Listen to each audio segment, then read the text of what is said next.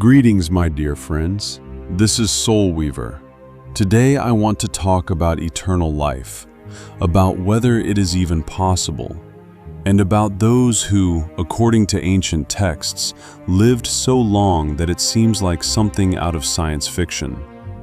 Let us start with the most famous source, the Bible.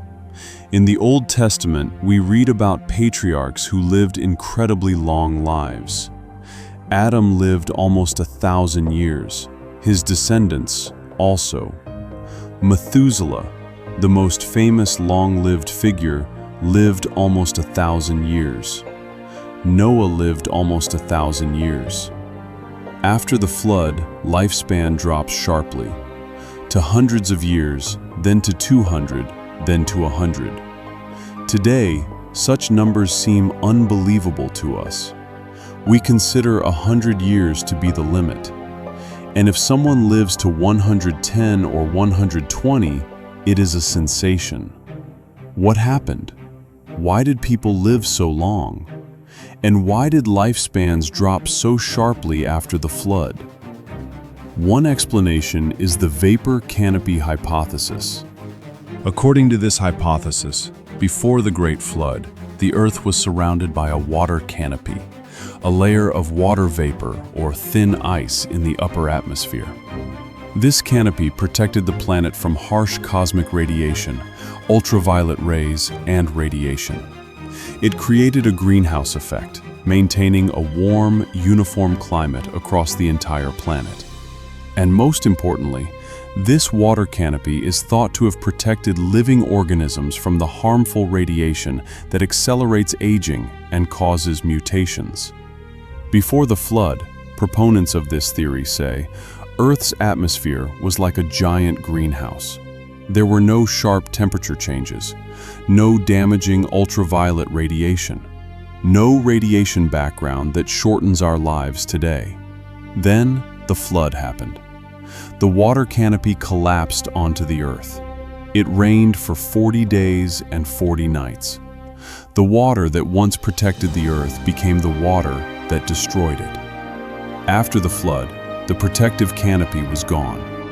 Cosmic radiation began to reach the surface, and people began to age faster. Lifespans first dropped to a few hundred years, then to 200, then to 100. Does this sound plausible?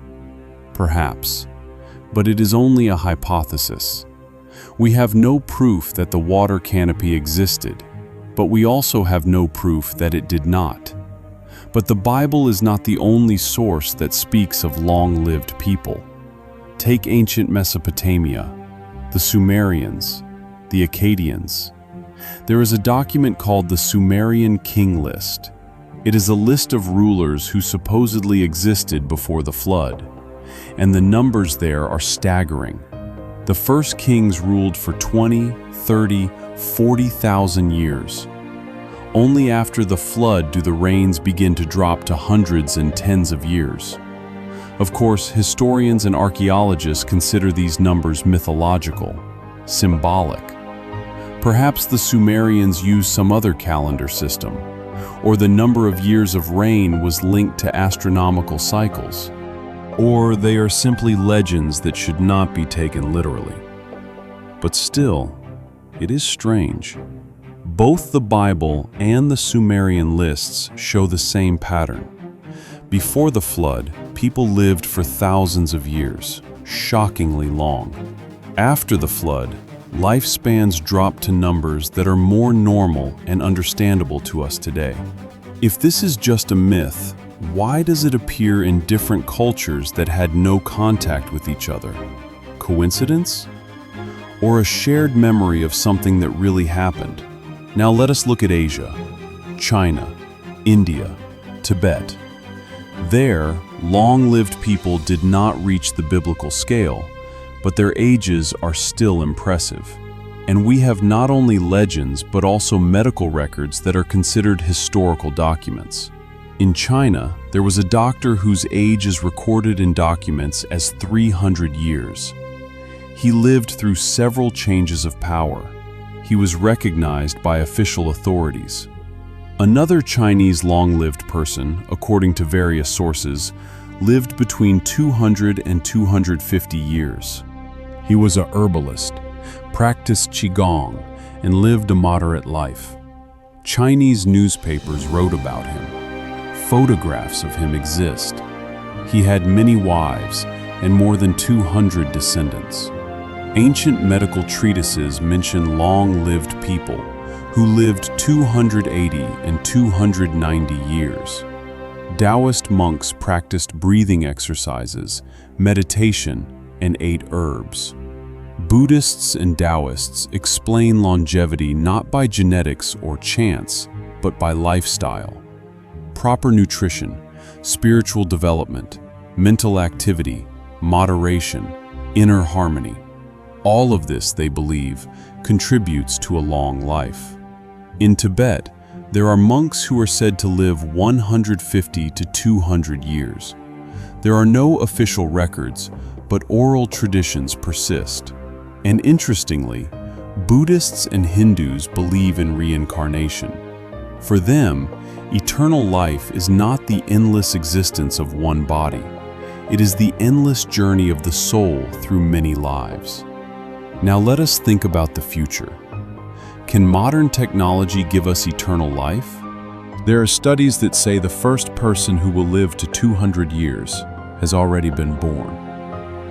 Scientists are studying the mechanisms of aging. Telomeres, the end sections of chromosomes that shorten with each cell division. If we learn to lengthen them, we could slow down aging. Epigenetics, the ability to reprogram cells to behave as if they were young again. Treating age-related diseases, cancer, dementia, heart disease.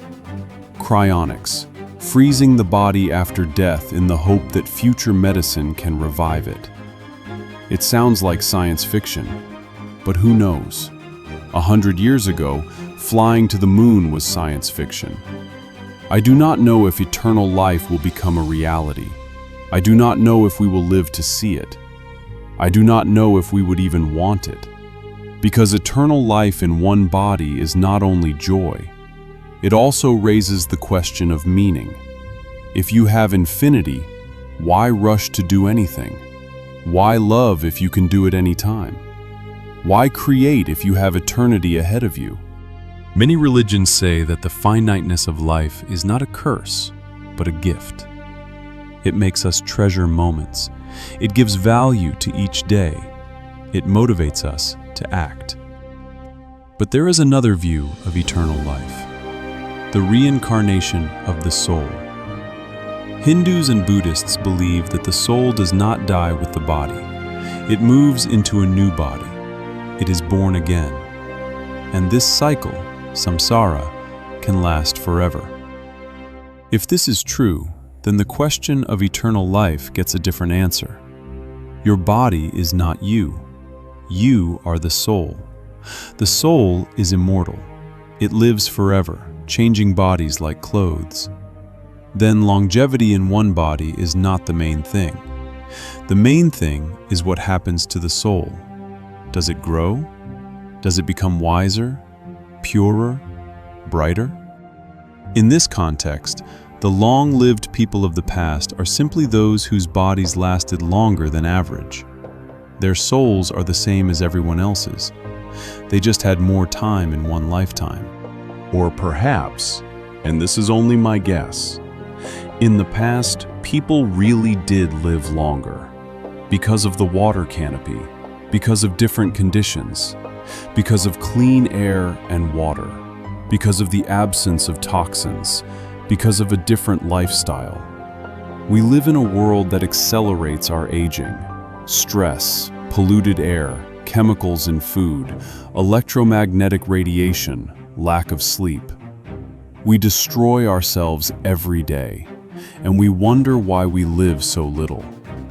Maybe the secret of longevity is not in pills or technology. Maybe it is in simple things, in peace, in moderation, in harmony with nature, in spiritual practice, in what we eat, how we breathe, what we think about. The Buddhists are right about one thing. Spirituality affects the quality of life. A person who lives in fear, anger, envy, ages faster. Their body wears out from negative emotions. But a person who lives in peace, joy, love, stays healthier longer. Not because their DNA is different, but because their life is different. I do not know if eternal life exists. I do not know if people lived for hundreds or thousands of years. I do not know if science can give us immortality. But I know one thing. The quality of life is more important than its length. It is better to live a short but fulfilling life than an endless but empty one. And if the soul is immortal, if reincarnation is real, then we already have eternal life. We just do not notice it because we are too busy with this one short life. And now, listen to the silence between these words. Have you ever felt it? A strange feeling that you have been here before, that this has already happened, that you remember something you could not have seen, that you know something you were never taught. This is not déjà vu. This is the memory of the soul. You are not this body. You are not this age. You are not this biography. You are a traveler. You have come here many times, and you have left many times, and each time you forgot to remember again. Eternal life is not about one body living forever. Eternal life is about the soul continuing its journey, endlessly, without end, from life to life, from experience to experience, from love to love. You are already immortal. You just forgot. You are already eternal. You just do not remember. But perhaps right now, in this life, you came to remember, to understand, to stop for a moment and feel you do not end, you continue, always. This is SoulWeaver. If this resonated with you, subscribe. Stay. We are just beginning. Until next time, dream, question, and remember, no one really knows, but it's beautiful to think about.